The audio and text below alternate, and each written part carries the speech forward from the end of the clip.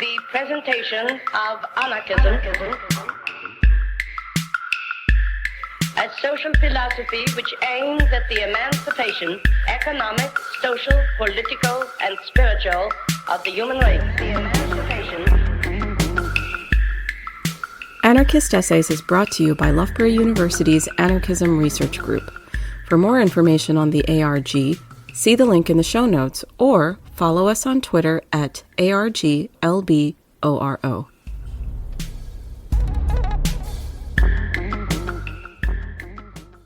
Early Cronenberg and the Anarchist Apocalypse by David Christopher in Anarchist Studies 32.1 in 2024.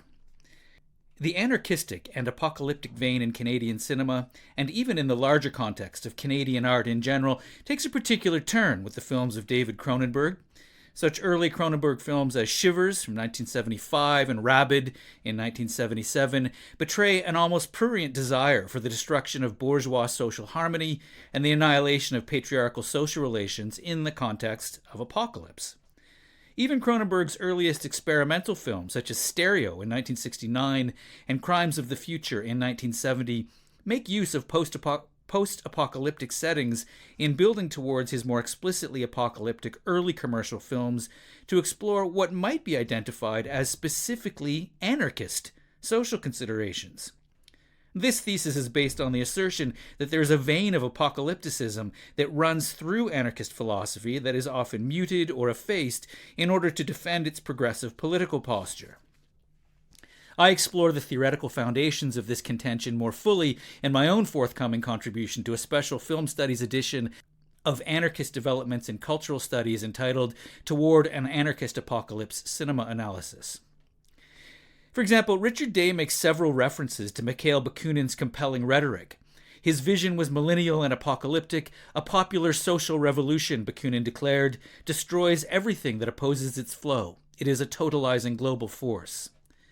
Day summarizes Bakunin's philosophy thusly: it would be necessary to overthrow all the heavenly and earthly idols in order to organize a new world on the ruin of all churches and all states.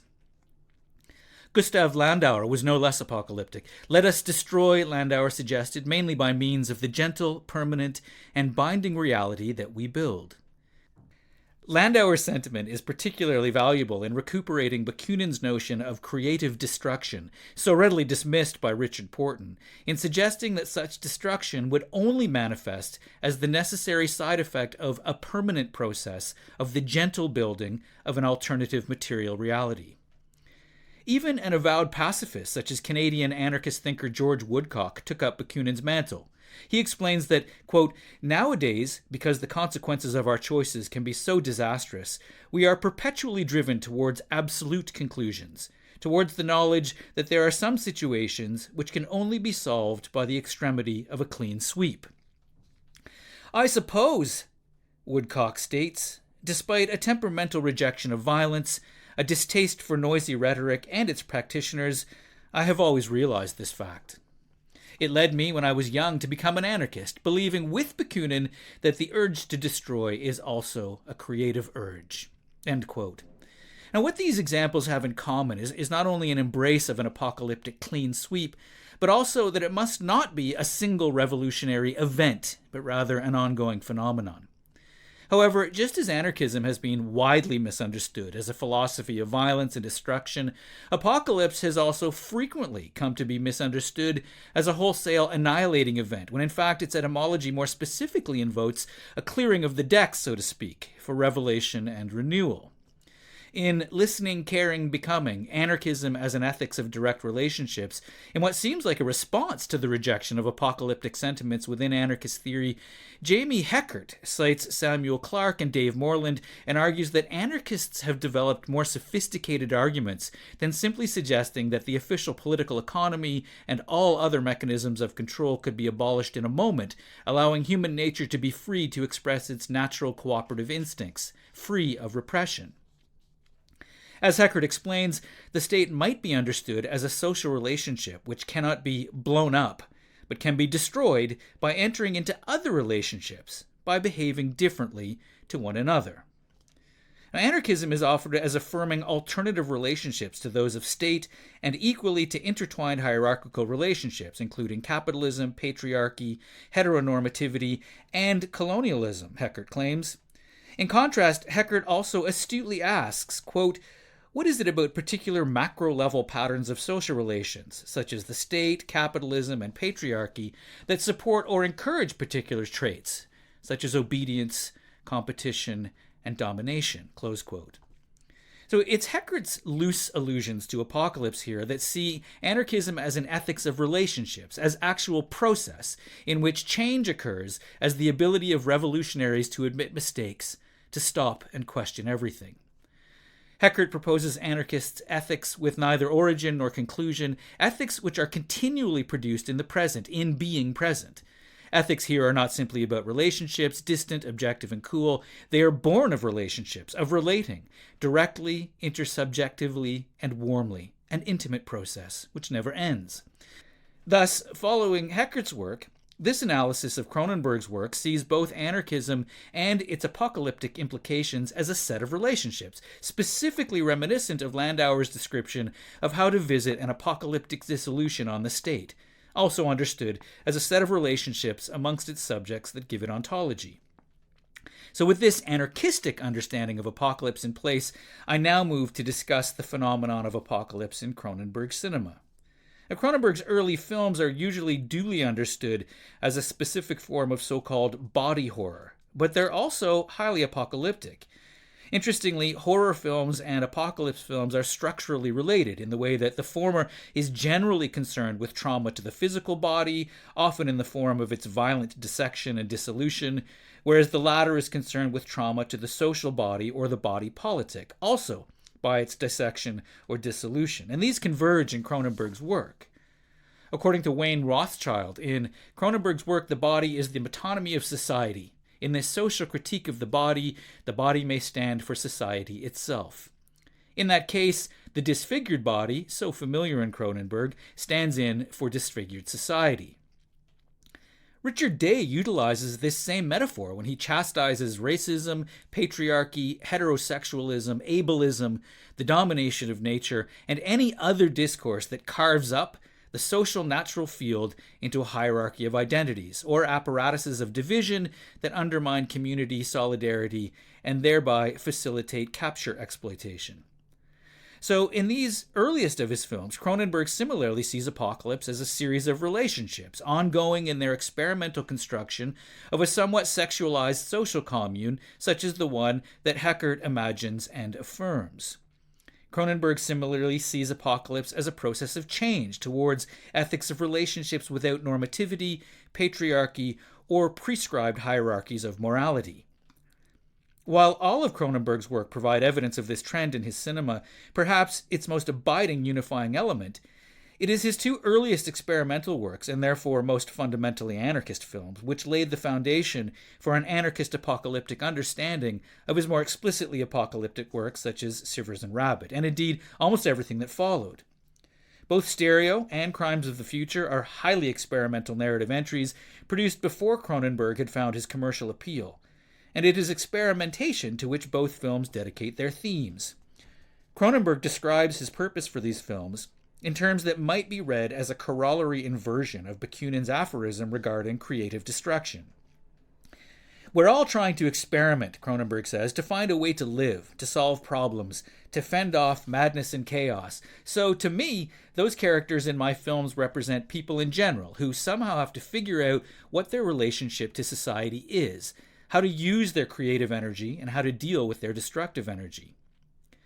Stereo follows a group of volunteer subjects who have been artificially endowed with telepathic abilities to conduct an experiment towards psychic social communion. Cronenberg's language of anarchist experimentation and prefiguration in these films foregrounds the practice of refusing to exercise authority or coercive power over others in the process of constructing social alternatives to dominant patriarchal modes, and in which perceptual media becomes a form of anarchist social experiment. For example, in one section of the experimentally misaligned voiceover narration of the text, one of several anonymous narrators explains, quote, The politics of experience on the level of individuals is a correlative of the politics of social groups. The politics of telepathic experience may be studied as a projection of the power struggles among individuals into the extremity of psychic potency and complexity, a projection of ideas into the future of human social evolution. So while this is presented in the comically pedantic tone of all the narration in the film, it doesn't seem that the content is to be taken as pedantic as much as revelatory. And these sentiments are loosely reiterated by Heckert, who cites similar ideas from Rocker, Dean, and Masumi that, quote, anarchism recognizes that security comes not from the fascist desire for sameness or the unity of the state, but through connections which recognize and affirm difference as well as commonality. So in this way, Cronenberg brings an interesting telepathic twist on the anarchist tenets of affinity and mutual aid into his narrative as well. Stereo applies the idea of mutual aid to the development of polymorphous sexual relations, through which the neo-telepathic participants must realize acts of faith and love as a positive replacement for the obsolescent family unit. Crimes of the Future trades on much the same experimental aesthetic as that in Stereo, but introduces an explicitly global apocalyptic concern.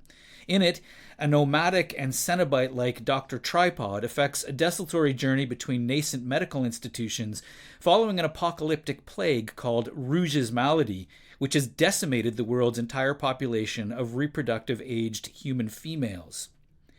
The film is highly progressive in the way it depicts an all-male population in the process of transition from homosociality to homosexuality, perhaps most politically deployed in the Verfremdungseffekt of Tripod's necrophiliac homosexual kiss of Rouge's bloodied mouth in the promotional stills for the film. However, it is just as reactionary in the way it presents a misogynistic narrative device in which women have been annihilated, and in the way it depicts men beginning to be afflicted by the disease in their journey towards the omnisexuality introduced in Stereo. And this contradiction exemplifies what Alan Antliff refers to as an aesthetic of tension in some progressive anarchist art. The aesthetic of tension occurs in such artworks through representations that create a discomfiting schism for the viewer by rendering capitalist industrial bourgeois social phenomena risible, and by foregrounding the viewer's own social or behavioral complicity with such phenomena. Antliff states that an, quote, aesthetic of tension constitutes itself within the inner life of an artwork as a socially transformative force, close quote, and that it, quote, escapes the threat of aesthetic closure within the system it challenges by activating our desire to go beyond it, to enter the future society of anarchy. The aesthetic of tension in progressive anarchist apocalypse films manifests between the necessarily ugly conditions of violent apocalypse on the one hand, and its necessity to escape the consumer capitalist patriarchal recuperation loop and achieve ideological emancipation on the other. Cronenberg's next two films, Shivers, 1975, and Rabid, 1977, are indeed even more significantly and explicitly apocalyptic in this way, if not also subtly risible and satirical. And in both Shivers and Rabid, the embrace of apocalypse is also literalized through erotic sexual interaction. Shivers depicts the disrupted lives of various inhabitants of a luxury condominium complex in Montreal, besieged by a fecal-looking parasite that renders its victims ravenously sexually uninhibited and aggressively contagious. By the end of the film, even the most resistant inhabitants have been infected, and they cumulatively exercise an exodus from the stultifying bourgeois prison of the complex in a vehicular convoy on its way to infect the larger city and presumably the world. Significantly, in Shivers, those who are freed of the comforting elite bourgeois morality upon which the horror depends become sexually liberated, and, at the film's finale, when the convoy of them heads towards the larger city, quite serene and beautiful. Loosely picking up where Shivers leaves off, Rabid imagines just such a citywide epidemic. Beautiful young Rose, played by pornography mainstay star Marilyn Chambers, having undergone a botched experimental plastic surgery at the fictitious Keloid Institute, develops a monstrously phallic protrusion in her armpit, through which she infects others with something of an uninhibited id once she seduces them.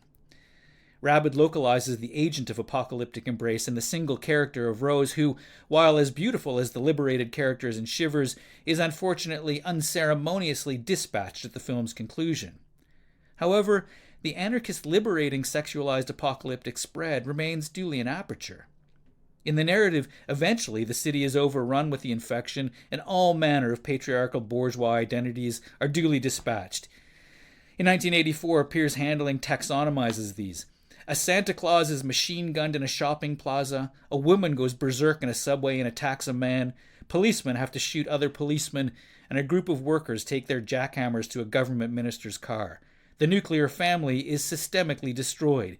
It is seen as the root of all evil, Handling says.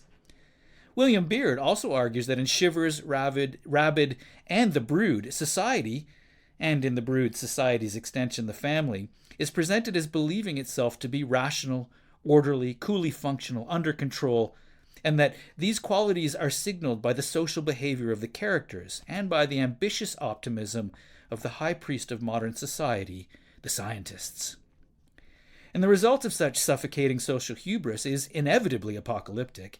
As Beard explains, there is a denial here of instinct and appetite, of the irrational and the uncontrollable. These are repressed, and having been denied and ignored, they erupt with a destructive force that smashes habitual order, confounds all assumptions, and rages with a wild energy. This notion of wild energy echoes in Christopher Noedon's understanding of much surrealist cinema in his forthcoming paper in Anarchist Developments in Cultural Studies, in which he argues that the apocalyptic world-building of such cinema is fundamentally anarchist. According to Heckert, this wild energy is something which might be considered insane in Eurocentric discourses of pathologization, that is to say, labeling difference as illness. This is an apocalyptic musing that had been percolating in Cronenberg's art from the beginning. Cronenberg explains, I don't think that films have to be positive or uplifting to be valid experiences. A film can be depressing, he says, and still be exhilarating. This might be a strange philosophy, but it certainly rings true of Cronenberg's apocalyptic films, which must, of necessity, be traumatic, if not necessarily erotic, in the realization of an alternate social reality, a progressive representation of the sweeping away, as Woodcock, following Bakunin, would call it, of the pervasive patriarchal cultural hegemony in which global society is mired in order to make way for an anti-hierarchical anarchist social possibility. A strange philosophy, indeed, but one that had compelling and widespread influential potency on generations of Canadian filmmakers that would take up Cronenberg's anarchist apocalyptic propensities in a variety of ways, and on his own subsequent work throughout the remainder of his influential career, an influence I explore more fully in my forthcoming book-length text on the anarchist apocalypse in the Toronto New Wave with the Manchester University Press.